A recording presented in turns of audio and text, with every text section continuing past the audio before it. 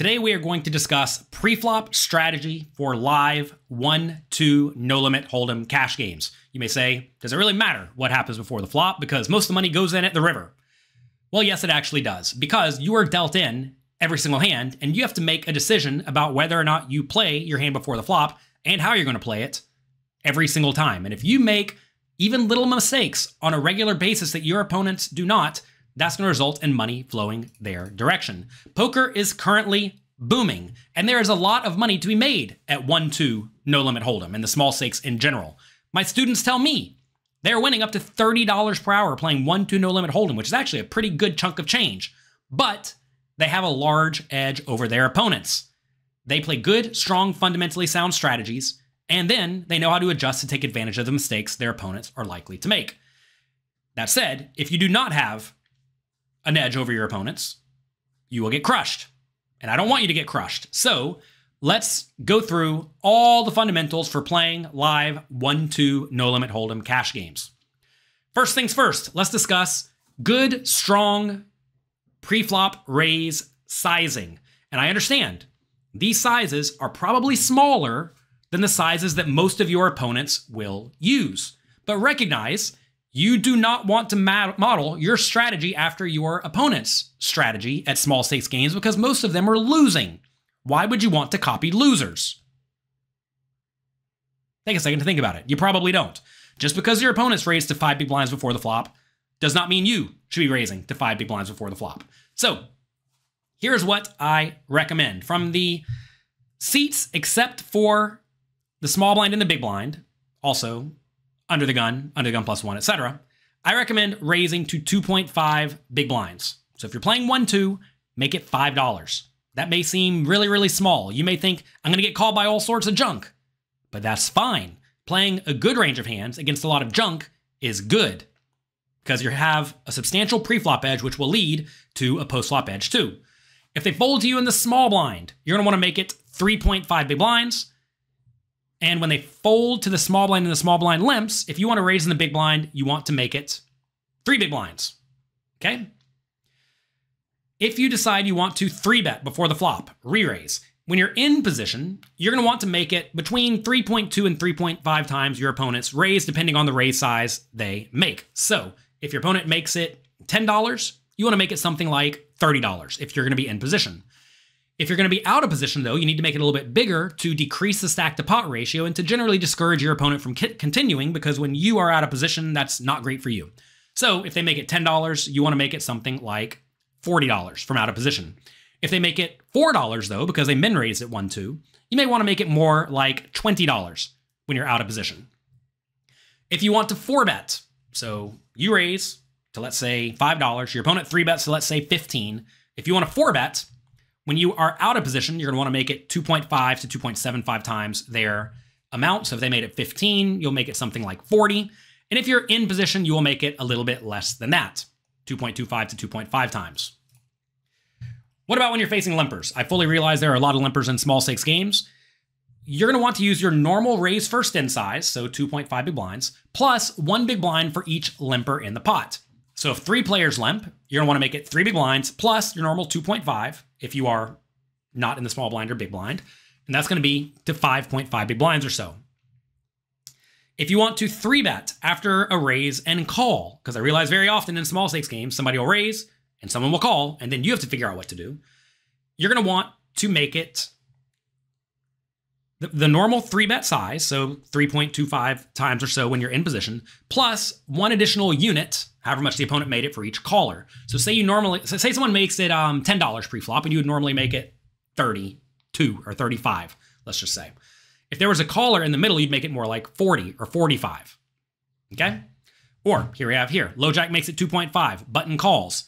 If it folds to you in the big blind and you want to squeeze, now that you're out of position, you're going to make it 4 times the initial raise, which is to 10, plus 1 for the caller. That is 5 times their initial raise, which is 12.5 big blinds.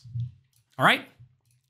Also, when you're playing small stakes games, you need to make a point to heavily consider the rake.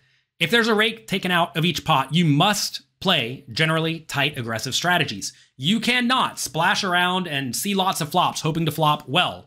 which is what most of your opponents will do.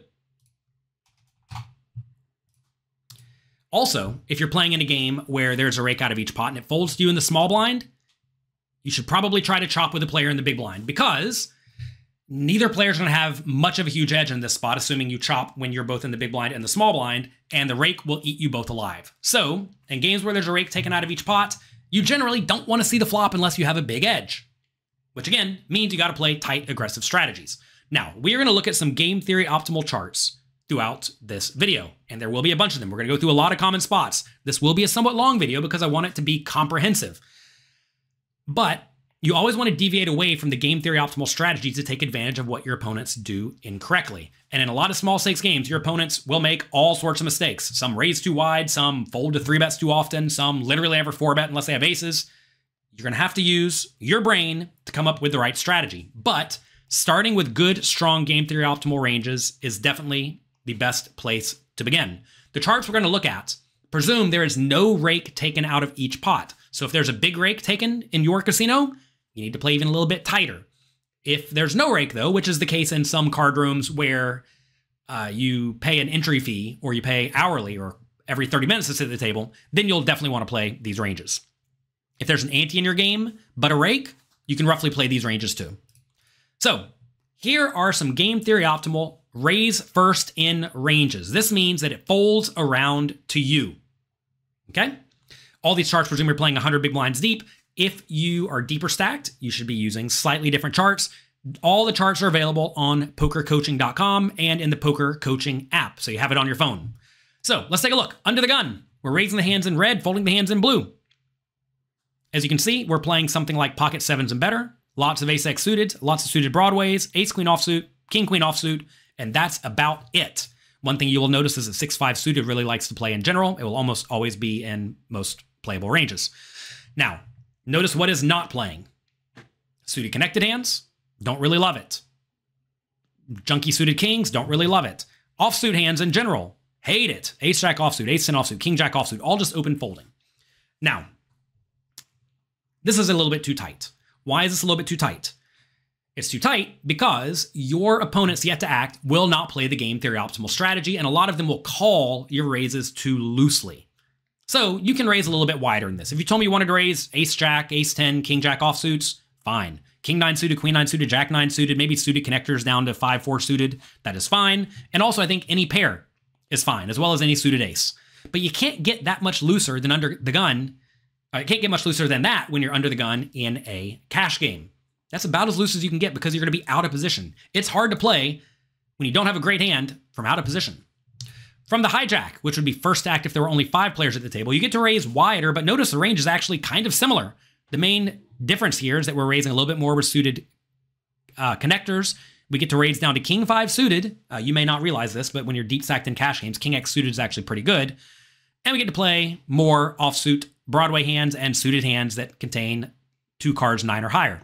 Again, though, notice 9-8 suited, 8-7 suited, 7-6 suited, small pairs don't really love it. I would still play them, but they don't love it. You certainly can't play hands like ace-8 offsuit, 10-9 offsuit, or jack-4 suited. Those hands are unplayable from the hijack seat.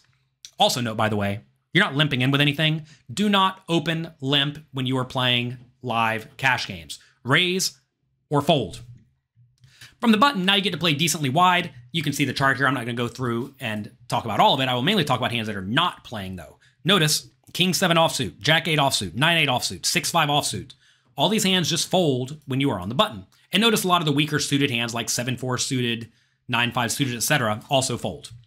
Now, if the players in the blinds are overly tight and they do not call enough and or they do not 3-bet enough, you should raise wider. Now, how much wider? It depends on how much tighter your opponents are playing. If they're playing a little bit too tight, you raise a little bit wider. If they're playing a lot too tight, like say they literally only play pairs and aces for whatever reason from the big blind, you can raise any 2 cards. So always consider what your opponents do incorrectly. Next, what do you do when players limp before you? In this scenario, it's usually best to raise or fold in games that have a rake. Although, if you think you're going to see a multi-way pot and you're going to rarely get raised by someone yet to act, limping could be fine, and limping does become reasonable in games where there is no rake taken out of each pot. And in general, I would recommend you play a bit tighter than you normally would raise first in over players who limp with weak ranges. I typically call players normal limpers or tricky limpers. Goodness gracious. Probably could have typed this PowerPoint better, huh? We have normal limpers and tricky limpers. And normal limpers limp with hands they think are not quite good enough to play. So, say they were in the hijack seat and they limped, they would limp perhaps stuff like King 9 suited, Jack 9 suited, 9-8 suited, 8-5 suited, 4-3 suited, Ace 8 offsuit, Queen 9 offsuit, 10 9 offsuit, like kind of junky hands that are not quite good enough to raise, right? Or on the cusp of playability.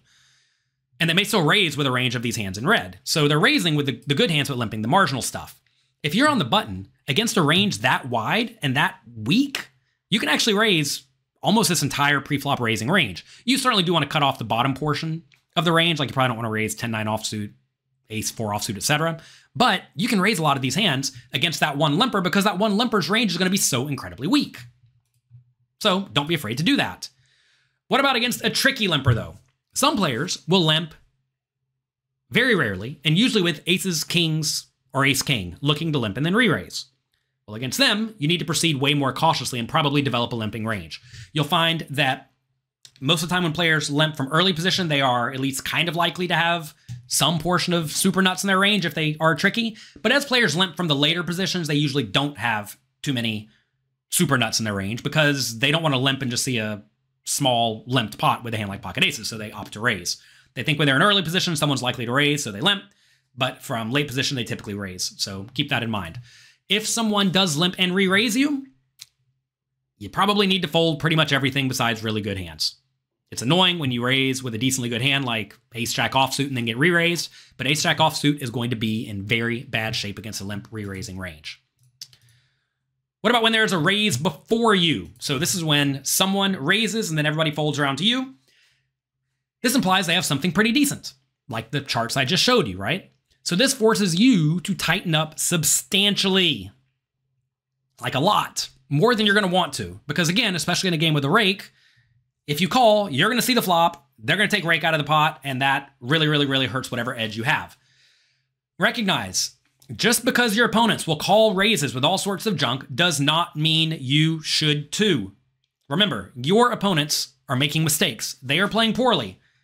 You do not want to model your strategy after losing poker players' strategy. That is a recipe to lose all your money. As a general rule, assuming you want to have 3-bet bluffs, which you should if you're playing well and your opponents are okay, your best bluffs in deep stacked cash games will usually come from ace-x suited and king-x suited, as I'm about to show you. It's something a lot of people do not do. So let's take a look at the hijack versus the under the gun raise first in. So remember, under the gun is raising this tight range, right? So under the gun's raising this. If you are in the hijack seat, notice you don't get to re-raise very often at all. Literally aces, kings, ace-king, some ace-x suited, king-jack suited, king-10 suited, and a few suited connectors and maybe a few pairs. For simplicity, what I would do is I would re-raise aces, kings, ace-king, maybe ace-7 suited, ace-3 suited, ace-4 suited, and king-10 suited, maybe king-jack suited. I would ignore the suited connectors. I would either call or fold those. You'll notice this calling range is really, really tight. Tighter than you're going to want to be. Now, in most small stakes games where you can expect to see the flop and not get 3-bet by someone yet to act, you should call wider, especially with hands that have good implied odds, like small pairs. Maybe 7-6 suited, maybe 5-4 suited, maybe all suited Broadway hands, maybe a few more suited aces. I think that's very reasonable. But against this strong under the gun range here, notice like ace-queen offsuit's not loving it. It folds pre-flop, right?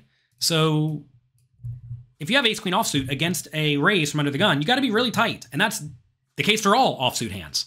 Now, I don't know if I would necessarily fold ace-queen offsuit in most games if people are somewhat active, but I would fold out stuff like ace-jack and king-queen offsuit. They look good, but they make hands that are somewhat likely to be dominated. And if a lot of money goes into the pot, you absolutely hate it. Let's take a look at the cutoff versus a low jack raise first in. The low jack would be first to act if we were 6-handed. As we see here, again, aces, kings, and ace-king are the main value 3-bets. Lots of ace-x suited bluffs, a few king-x suited bluffs, a few suited connector bluffs. You do see some 3-bet bluffs with some small and medium pairs like 8s and 7s, but I would just not do that. I would call those every time. I would also be somewhat cautious with hands like jacks and queens. You may say, isn't that really nitty just to call with queens? You're going to see a multi-way flop. And look, it's okay. You're going to have to get good at navigating post-flop poker. We have an extensive tournament. We're talking about cash games today. We have an extensive cash game masterclass at PokerCoaching.com that explains how to play all sorts of situations you're going to find yourself in after the flop. But sometimes you're going to be sitting there with a marginal overpair and have to figure out what to do. And that is dicey. Sometimes you're going to call with queens, 2 other people will call, and the flop's going to come ace, king, 3, and you just fold to 1 bet. And that's okay. You have to get comfortable playing post-flop, but that is beyond the scope of the video today. Notice again, the calling range, cut off against low jack, does not really contain offsuit hands. Offsuit hands are bad. If you wanted to play king, queen, and ace jack, I guess it's okay, but you can't really go much wider than that. Notice also, suited connected hands, don't love it. I'd probably play them, but again, it's close. Same thing with small pairs. I'd play the small pairs, but it's close. Recognize those are close, which means hands like 10-7 suited and king-8 offsuit are really, really bad, even though your opponents are going to call with those hands. Let's take a look at button versus a hijack raise. Here on the button, you can now 3-bet queens for value pretty clearly and ace-king. Most of the bluffs are ace-x suited, king-x suited, or a few suited connectors. Now we're sneaking in with some offsuit hands like ace-queen offsuit, king-queen offsuit, and ace-jack offsuit as a bluff. If you do 3-bet bluff with ace-queen and your opponent 4-bets, so let's say they make it $5, you make it 17, they make it 45, ace-queen needs to hit the muck. It is a bluff. It's essentially a blocker bluff. A blocker is a card that makes it less likely your opponent has a good hand. And when you have an ace and a queen in your hand, it's less likely they have aces or queens or ace-king. But when they do 4-bet, you still got to fold because they obviously could have those hands, and they're probably not being crazy at all in small stakes games, given most small stakes players drastically under 4-bet in general. And when they do 4-bet, it's aces and kings and queens and ace-king. So don't get ace-queen and just load the money in like some people do. What about when there's a raise and a call before you? Well, now winning the pot pre-flop becomes more valuable. And if you call and you play a multi-way pot, you kind of got to flop a hand in order to win the pot because someone's going to flop something. And if it's not you, it's somebody else. So you're going to find that you're going to want to do a decent amount of 3-betting and not a ton of cold calling over a raise and a call in live cash games. Also, do not cold call with junky offsuit hands like ace-10 or queen-jack. These hands are simply not good. I cannot make this any more clear. These hands are simply not good in multi-way pots. You'd much rather 3-bet them or fold. And for middle position, you got to be really tight because, again, there are many players yet to act. So let's take a look. Hijack versus the under-the-gun raise and a low-jack call. Okay? So under-the-gun raises, low-jack calls, we're in the hijack. Remember here, hijack's raising. I'm sorry, here's what the hijack will be calling with, okay? The hand in green. Hands in green, and the under-the-gun players raising these hands in red. Again, all these charts are available in the Poker Coaching app for you to check out. Also, we have deeper stacks, shallower stacks, tournament stuff, ICM charts. It's all there. Notice the hands that call are hands that flop really well. A few of the best suited aces, ace-queen, ace-jack, ace-5, ace-4, pairs, and a few low-suited connectors, and that's it. Now, again, if you told me you wanted to call ace-queen offsuit, I guess that's fine. If you told me both players are super loose or the caller's super weak, I would actually tell you not to call ace-queen, but to 3-bet it. Same thing with king, queen, and ace-jack if you wanted to play them. I'd be more inclined to call the suited Broadway hands, maybe some suited aces, some suited connectors, and all the pairs. But don't get carried away. You can't be calling with king, jack offsuit. Take a look at this widest range. Button versus a hijack and a cutoff. A hijack raise and a cutoff call. So this is the loosest you can be against a raise, and this is the loosest you can be against a call in this scenario. Look at the range. You're re-raising jacks and better, ace-king, ace-queen, king-queen offsuit, ace-jack offsuit, a few other suited Broadway hands, few suited ace-x bluffs, and that's about it. Notice all the pairs call, though. The rest of the suited Broadway hands call. Suited connectors don't love it. It's tough. It's tough when suited connectors don't love it. If you told me you demanded to play them, I wouldn't say it's the worst play ever. But look, if you're against a strong raising range and a strong calling range, you got to proceed with caution. Again, though, as your opponents are worse and worse and worse, you can play wider, but you can't get away with playing the offsuit stuff. Playing the offsuit stuff, like when it goes raise and call and you're on the button with ace-8 offsuit, is one of the biggest mistakes a lot of small stakes players make because they see the flop with a hand that is very likely to be dominated. They make a pair, they don't fold, and they're like, oh, just unlucky. But no, it was bad play before the flop, and that will cost you a ton of money. What about when you raise and get 3-bet? This is when you raise and someone 3-bets. In general, live cash game players 3-bet too tightly. So you should be folding perhaps even more than the charts I'm about to show you. Also, you want to consider how your opponents will respond against a 4-bet. Some players will 3-bet normally, but then drastically overfold to a 4-bet. Some will 3-bet way too often and then overfold to a 4-bet. Some, though, only 3-bet with aces, kings, queens, and ace-king and never fold to a 4-bet. And if your opponent's never going to fold to a 4-bet, well, then 4-bet bluffing would be really, really dumb. All right, let's take a look at some charts. Low jack versus a hijack 3-bet. So we raise the low jack seat, hijack 3-bets us. We should then 4-bet aces, kings, ace-king, and a few bluffs that are barely good enough to call or not quite good enough to call, like ace-jack suited, king-jack suited, and ace-5 suited. Notice the pairs, queens and lower, mostly call. King-queen suited, ace-queen suited, calls. Everything else folds. You may say, am I really raising queen-jack suited and folding it to a 3-bet?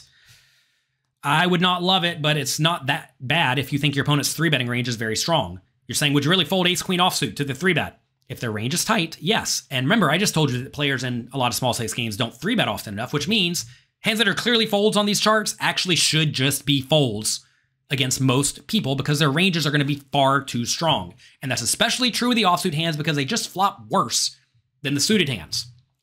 Let's take a look at the cutoff against the button 3-bet. So this is about as wide as you will be able to defend against someone who has position on you.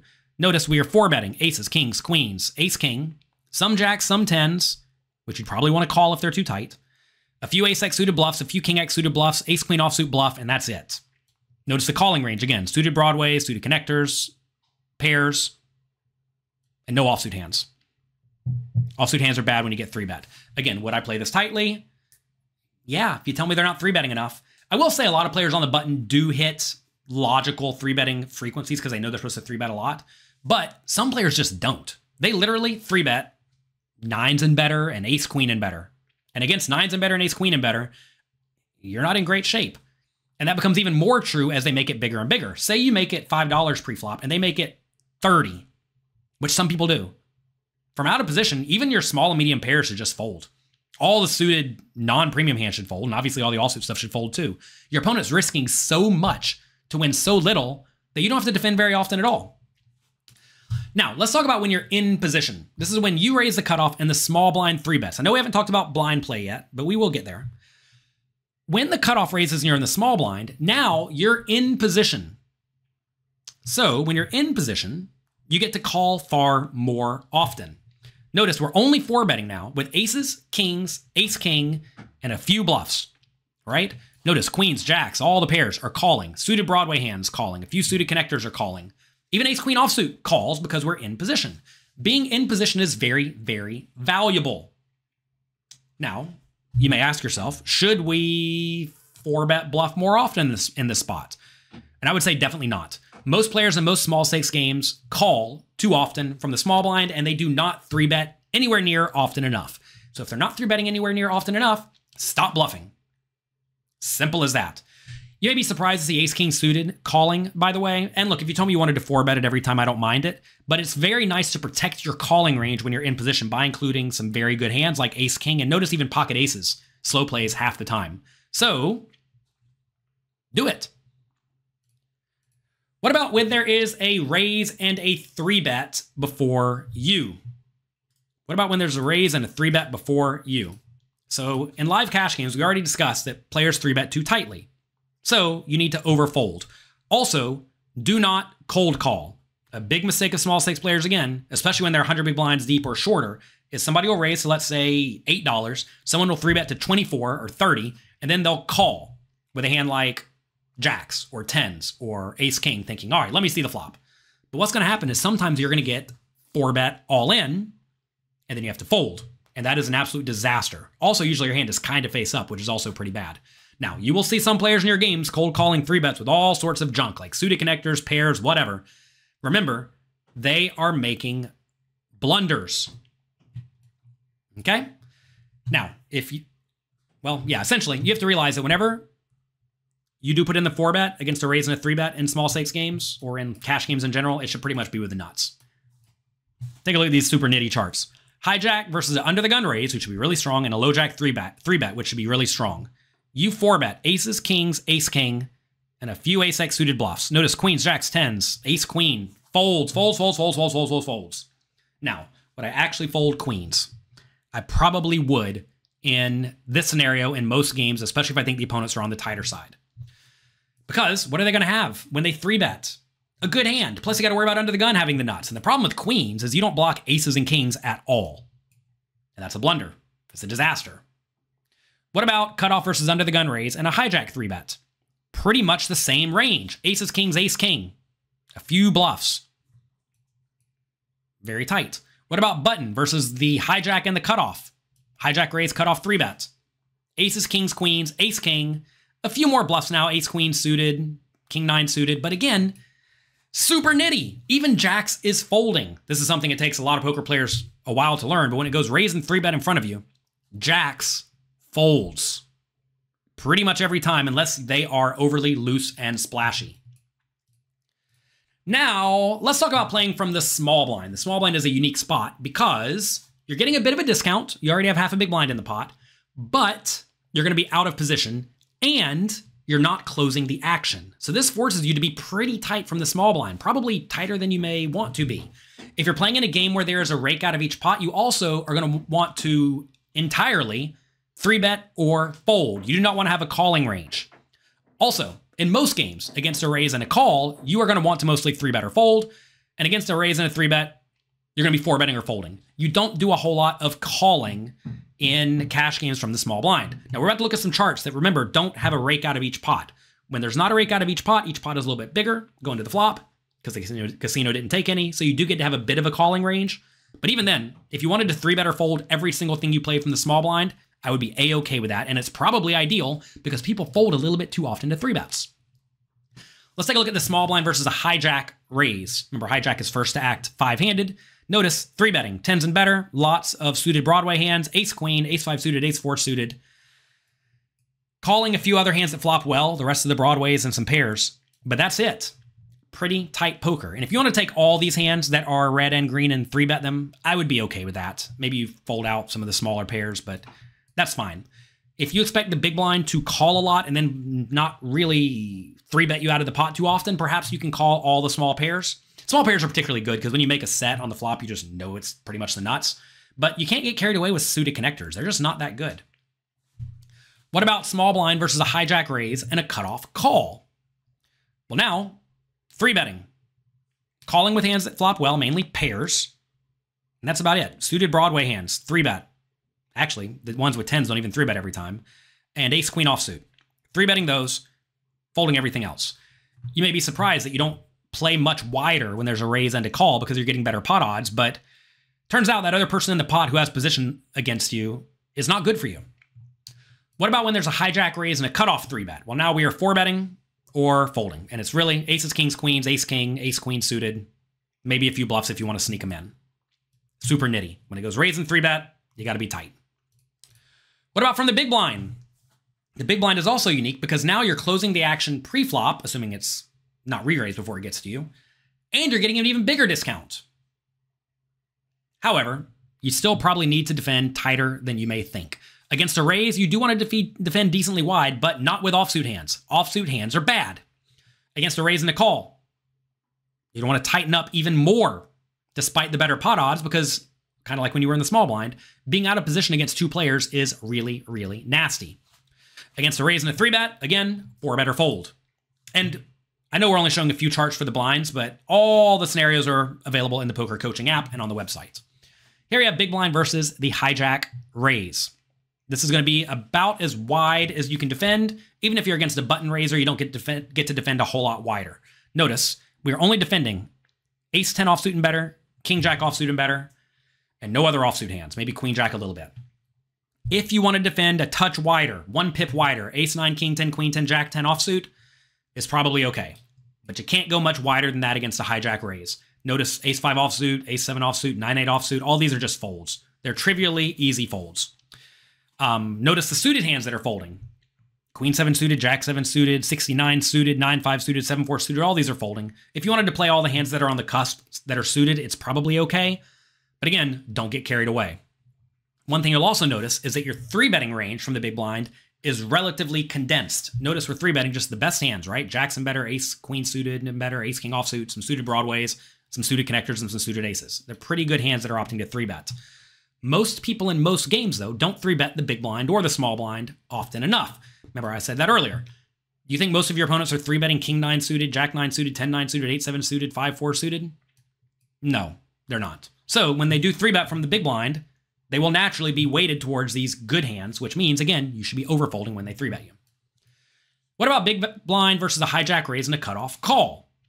Notice there's more money in the pot. You're against the same hijack range, but now a, okay cutoff range. Notice you have to play tighter, and actually a lot tighter. Notice king jack offsuit and ace 10 offsuit are totally folding. Ace 10 and ace jack, yeah, ace 10 and ace jack are folding. And a lot of the suited marginal hands are folding too. You got to be tight.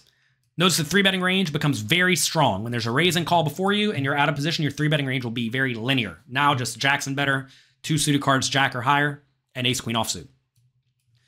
Against the hijack raise and the cutoff 3-bet, only the nuts. Aces, kings, queens, ace, king, ace, queen suited, and a few bluffs if you feel inclined, and I would not feel inclined against almost all players. So that is it for all the common spots you are going to be in before the flop. I know there was a lot in this video, and we didn't even cover every single spot you could possibly be in. All of those are in the Poker Coaching app, and they're discussed in the Cash Game Masterclass on PokerCoaching.com. Live poker can be very profitable, but you need to focus on what matters and don't get bogged down in the nonsense. Also, don't model your strategy after your live opponent's strategies. That will result in you losing a lot of money. You also want to make sure you're always considering the things your opponent's doing correctly so that you can logically adjust and take advantage of the mistakes that they make, because they do make plenty of mistakes. I know the strategies I laid out here are a little bit tight, a little bit aggressive. You may not like that because you go to play poker to get your gamble on. But it turns out getting your gamble on is not how you win. Instead, you simply have to play good, strong, fundamentally sound poker and adjust accordingly. And if you do that, the money will flow your direction. Thank you very much for watching this video. I appreciate it. If you enjoyed it, click the like and subscribe button down below, click the notification bell. And if one of your friends plays far too loosely before the flop, if they're a fish and you want to change their life, show them this video. I'll talk to you next time.